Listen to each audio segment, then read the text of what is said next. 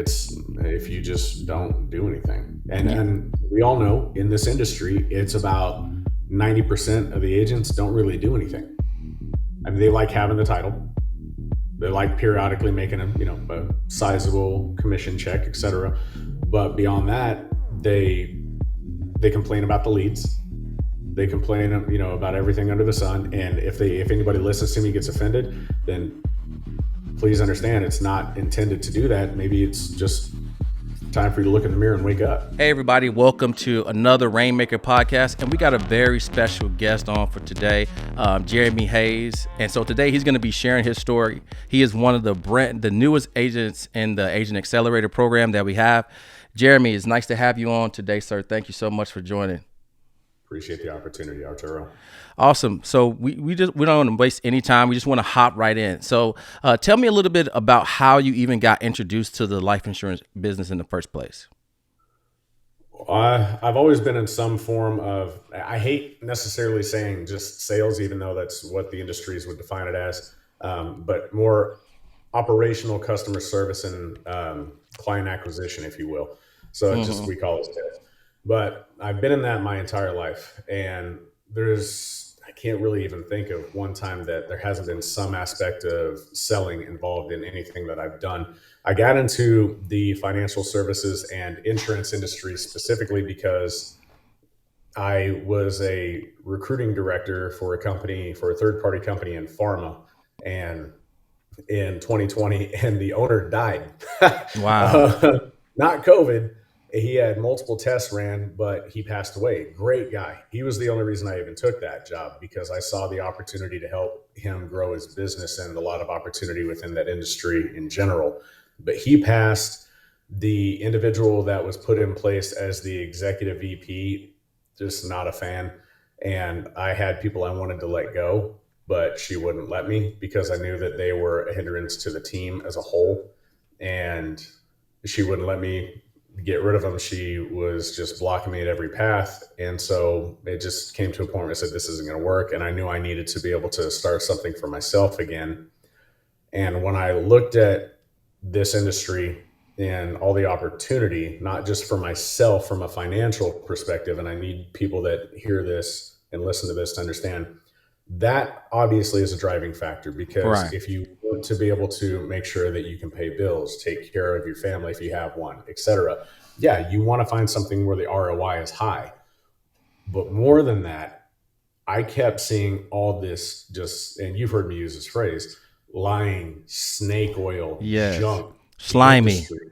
I hate it. Mm-hmm. And I deal with it constantly, helping people get away from those types of policies and situations and fixing it to where it's something that makes sense, they can trust, and is actually going to help their family. Those were the two main reasons I got into this industry. And also, if I'm being completely honest, it's because I didn't have to worry about an executive VP trying to keep people around that were her pets. Nice. Gotcha. Okay. So what were you doing before you got into the life insurance business? That specifically right before was the recruiting director for the recruiting department in a third-party company in pharma. And then prior to that, my background is in kinesiology. Okay. That's what my degree is in. I was a personal training director and trainer for a decade. Went into business with a couple of guys who I love them as people, but I'll never do business with them again. In direct and digital marketing, SEO, etc. And when that ship started to go down, then I had to look for other options. Met the gentleman I was just speaking about, who unfortunately passed in 2020. And now I work in the financial services industry, and I'm also a business consultant and a business broker. Awesome. So before you connected with us, what were some of the challenges that you were kind of facing in the business that you were trying to solve? Efficiency, plain and simple, on all fronts. Okay. When it comes to not just lead flow and lead gen, but efficiency when it comes to being able to have the appointment setter. Okay, that's a huge plus.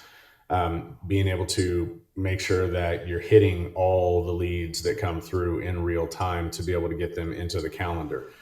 once that's there in place, if I have a cancellation or a no show or whatever the case may be, now I can pivot to a very red hot lead that needed to reschedule or that I need to follow up with, that I know is, right there on the cusp of making the decision to move forward and get the coverage they know they need.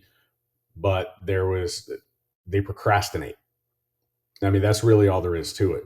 And that streamline has made things already three, four times easier to run the business, and really looking at the opportunity to build a team and teach them and coach them the way that I think and function, versus what you see 145% comp. Oh, greatest in all the carriers. That's a lie. For anybody that ever says they have all the carriers, that's a lie.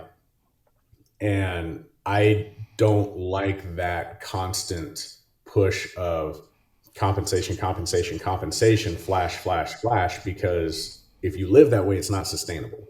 Right. Gotcha. So let's talk about the importance of having that appointment setter, because most people may not know what you're referring to. And so in the Agent Accelerator program, we hire, train, and vet an appointment setter that we then employ into your business to generate 30 to 45 appointments for you to make you more efficient. So let's talk about why that was so important to you, and made a difference for you in your business.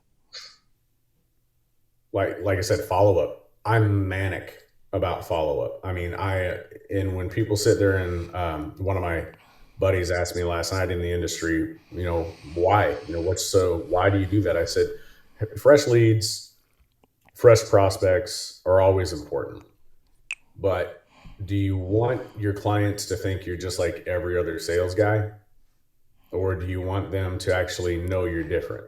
That's where follow up comes in, not just to get the initial policy written, but more so on the back end when it comes to birthdays, holidays, just checking in periodically. And that's something that I take a lot of pride in making sure I continue to do. So the appointment setter has allowed me the opportunity to do that. And specifically off of the Agent Accelerator program, I've already gotten 4 referrals that have added to my total so far that I've been able to generate while using your program, because of the follow up and checking in. Gotcha. People don't understand that. They just Yeah. don't see that's so important. And I'm glad you mentioned that, because I really want to talk into this, because I think some life insurance agents watching this are missing the opportunity on like turning one client into two, three, four, and they're just Mhm. burning through the market, just like, I just need more leads, I just need more appointments. But in essence, you already have enough right now. If you just went back for those touch points of birthdays, life changes, checking in with people, and they felt like you cared, they would then refer you to other people. But then sometimes they would have circumstances where they may have got a raise, or maybe they switched jobs and now they got a 401k sitting there where there's an annuity opportunity because they switched Mhm. jobs, or they had a death in the family of an inheritance that if you don't check in, you miss those things. And the agent behind you gets lucky because they just come right in, and that could have been your sale. So let's walk through the importance of the follow up and like what that means, because I know people saying follow up, money's in the follow up, but what are you actually doing in regards to follow up specifically to increase Mhm. getting referrals and adding to your bottom line? Because again, this saves you money on lead spend when you're not just going out to buy more leads, right? You can now take the same leads that you have, make sales, and turn them into more. So this can increase your ROI. 100%. Um, I'm completely paperless now. This is my little makeshift office, like we were talking about before we started recording. Anybody that Mm. sees this, they'll be like, man, this guy lives in squalor. It's intentional. It's 100% intentional. I want to stay cheap. I want my overhead low, Lean. so that everything else can run smoother. Because the more crap you have to worry about paying for or keeping maintained, the less you can focus on building, growing, and becoming sustainable. I don't ever want to do that. I've done that before. I've tried to play knight in shining armor in some respects before. Never again. Yeah. So, Well, hang on one When second, because to your point, I want to hammer this home because I'm in the same alignment with you on this. So I want to kind of piggyback on this. So a lot of times, as we kind of get to a certain level, we want to get to like 10,000 a month or 30K a month. Then once we get there, but what we don't realize is that there's levels to this, right? It's not how much money you make. It's how much money you keep. That's the real game. And what happens is as your income goes up, for most people, we call it lifestyle creep. Your lifestyle expenses tend to creep. And so now what you're doing, you're trying to live this lifestyle, but also when you buy these things, it takes your attention. If you were to buy a really nice car or a really nice TV or a really nice house, well, now guess what you got to do? You got to make the most of it. Somebody's got to see it. So number one, you got to drive it around. Number two, you got to host parties at it. Number three, you have to do all these things. These things are distractions that get you away from the goal in your business 100%. Hey, I just want to break in here for just a couple of seconds. If you're a life insurance agent that wants to go from 0 to 100K per month, I need you to listen up. We have a free course that you can grab right now. The link is in the description for this video. You're going to get over 30 hours of training and deep dive instruction on how you can do this. It is the best performing piece that we have that is absolutely free to life insurance agents to take them from where they are 100K plus every month. Follow these instructions, grab the course. It's called Life Insurance Agent University. Yeah, I can't stand that stuff. Like, you see a watch? No. Walmart. Yeah, I don't care. for My sure. job, I tell my clients, I'm like, listen, my job is to not look flashy, is not to look flashy so that you think I'm, big time. My job is to look like I can get in the trenches and go to work for you. For sure. So let's go back to the follow-up. So what does your follow-up look like? When I've got, say, somebody who I had a first appointment with, okay, and they're not a client yet, I'm talking tier one, and I'll go down. Tier one obviously is clients that are already in place, that have a policy in place with me, and I'm following up to keep tabs on them. I'll tell you about an IUL story here in a second that was not from this program, but worked out pretty well. And it's a great point.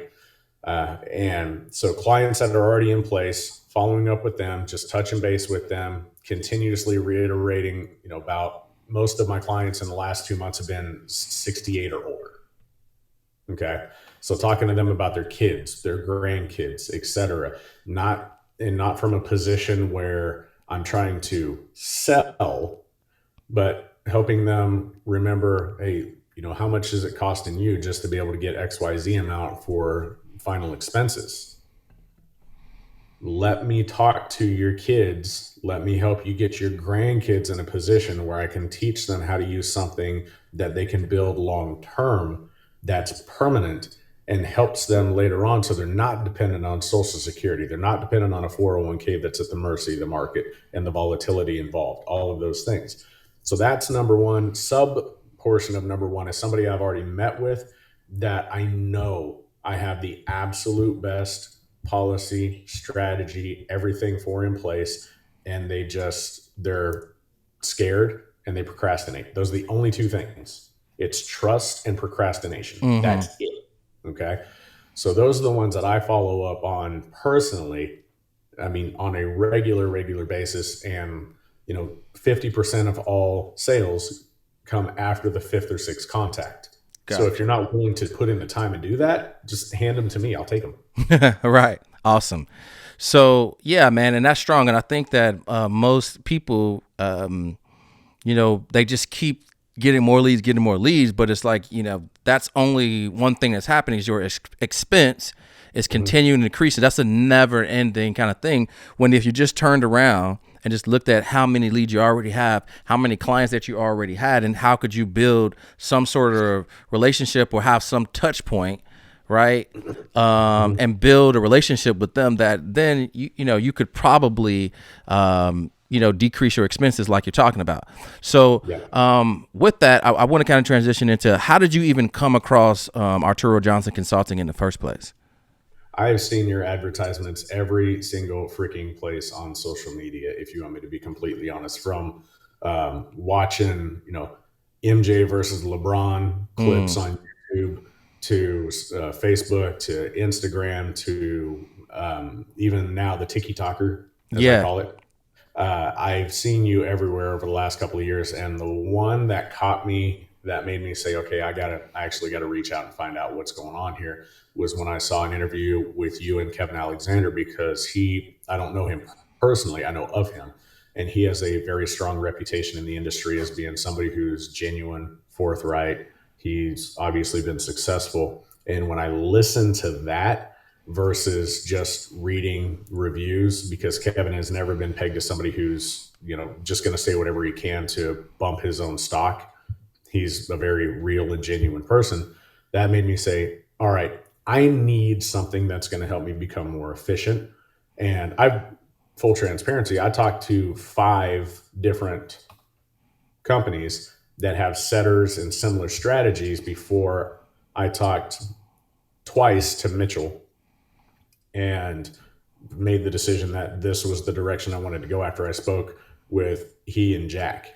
Those were Gotcha. the two that made me say, okay, this is a company that I might annoy the living hell out of them at times because of how driven I can be, but they'll understand it. Gotcha. So I think this is great because there are some viewers and people who have the same type of personality that you, is that like you want to make sure that you get it right. So you're going to do your due diligence, you're going to do your research, right? And there's a lot of people over promising and under delivering. So you want to make sure you go through those steps. And that's great because this is the perfect, authentic, and transparent conversation that I want to have. So what specifically made you pull the trigger to work with us as opposed to the other 4 or 5 people that you were communicating with? The other companies kept telling me, well, if you have an idea for a campaign, absolutely. We can try whatever you want. We can shop it around. We can do all of that. And I'm sitting there going, if I'm going to do that, I'm just going to do it on my own and then hire a third party setter and teach them exactly how I want them to speak, the script, everything.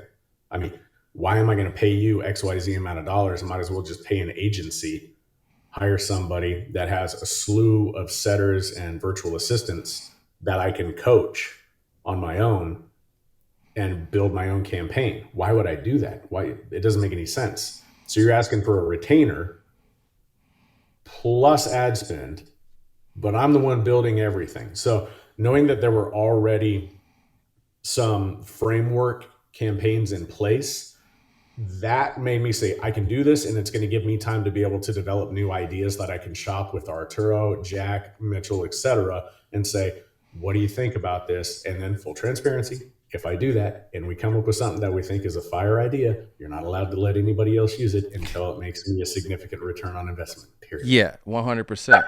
And to just piggyback on that, so if you aren't familiar with this and your agent wondering like what he's talking about, so number one, Kevin Alexander is a client who's been with us for over 14 months, and he's written over 1.2 million in premium on his own pen, and so he does 100K per month on his own pen. And the most important piece of that is he is a full-time pastor, so he does this only 3.5 days a week. So number two is our program, which is we have a done for you lead generation process that we generate the leads for you. But not only that, we then have an appointment setter that dials them for you. We also have a full blown automation from $1 million per month agency that we then hook up to follow up with your clients. And then we have a weekly call every single Wednesday at 12 p.m. And this here in about an hour or so, John Wetmore is going to be on pouring into our group. So that is what we offer to our community. And so I do want to kind of peel back a little bit. So, after you joined the program, did you feel good about your decision after that first week of going through the process where we were getting things set up? Because sometimes people purchase, right? And then it's like, man, did I make the right decision? And that buyer's remorse or fear comes in. How did you feel once you kind of got in there and looked around? It's like, okay, this is the real deal. I can kind of settle down a little bit. If anybody, I'm going to sound like a jerk here, so forgive me. If anybody dives into something like this and after the first week and a half says, oh my God, and has buyer's remorse, that person has no idea what they're doing. Okay. It can sound crass. It can sound rude. It's not intended. That's the blatant, honest to God truth.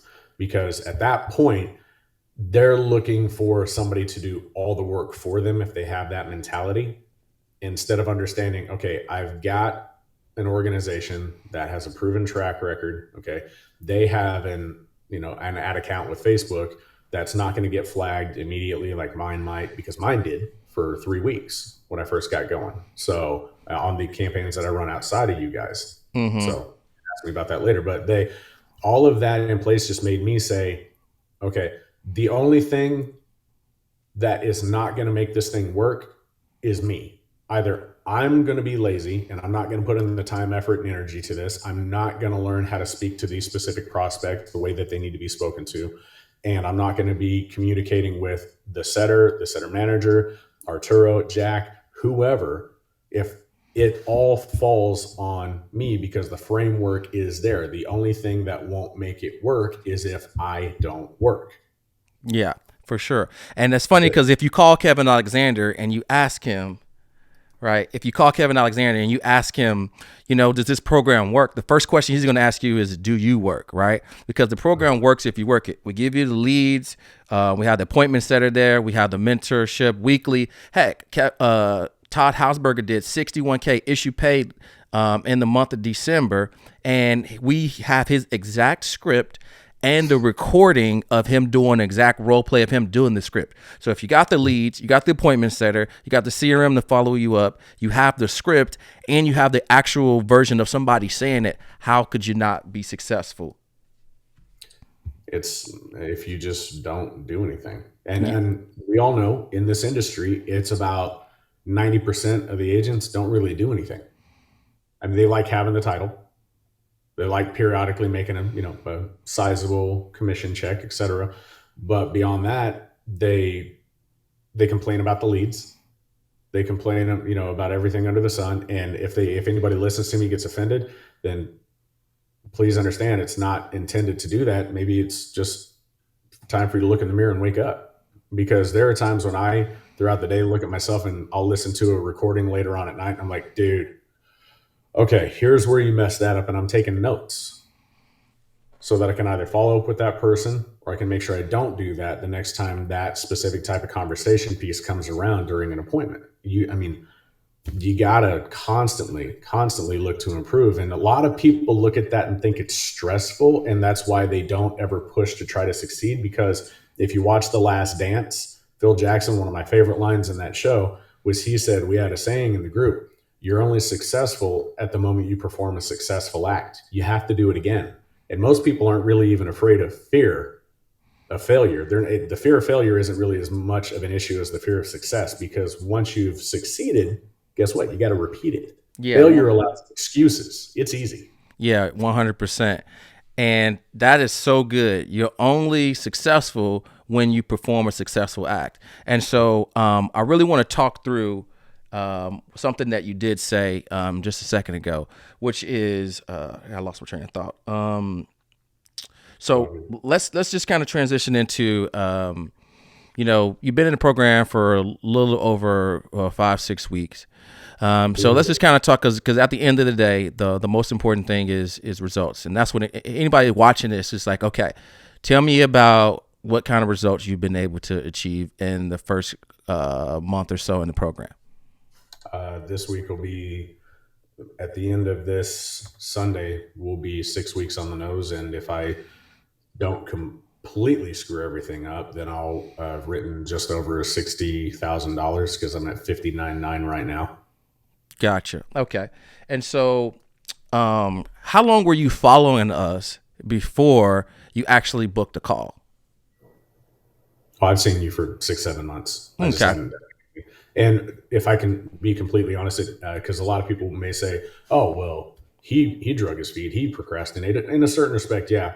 With the other two businesses that I also run, I had to get my clients in those businesses to a point where they didn't require as much of my time, so I could focus more specifically on the insurance and financial services side of what I do. Mm-hmm. And that, because being a business consultant, especially if you're working with small to medium sized companies, they're great people and they have ambition, but they also tend to have a field of dreams mindset. Mm-hmm.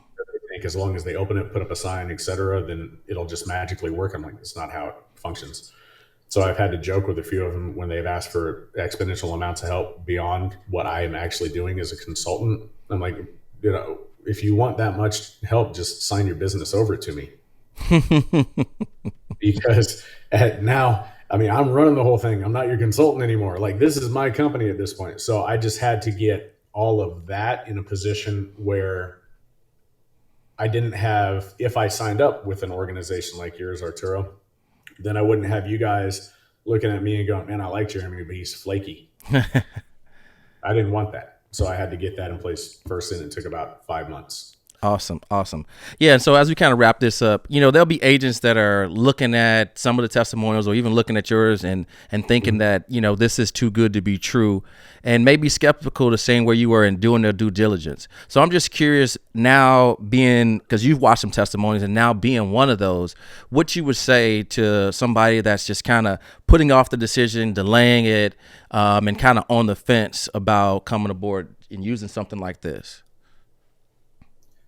You got to look yourself in the mirror and say, am I willing to work just as hard having all these tools in place that can make me better as you are at just buying leads and cold calling? If you're not willing to work just as hard after your bills are paid, when you have tools that make your life, I don't want to say easier, but more efficient, then stay away. And I'm not saying that to ruin you signing up new clients. I'm saying that because if an agent wants to make the most out of the opportunity, you have to be willing to work just as hard with all the tools like a setter, like framework already in place for campaigns, and the willingness of the people that you're working with to build out new ones in the future. You have to work just as hard, if not harder, because as soon as you start becoming totally reliant on getting laydowns and thinking that you have a golden goose that'll never go away, well, it's just like watering a plant. It's going to die. Mm-hmm. So you might as well keep doing what you're doing. Yes. Gotcha. Well, yeah, man. Again, just wanted to share your story. I think it's been absolutely amazing. And so definitely grateful for having you on. So guys, thank you guys so much for hopping on the Rainmaker podcast today. Jeremy, thank you as well. And we'll see you in the next podcast. Appreciate you. Have a great day, guys. Take care. Hey, I know you just enjoyed this video, but I've got a great one for you right here. Make sure you go ahead and click it right now and get a ton more of our free information that's going to show you how to go from 0 to 100K per month.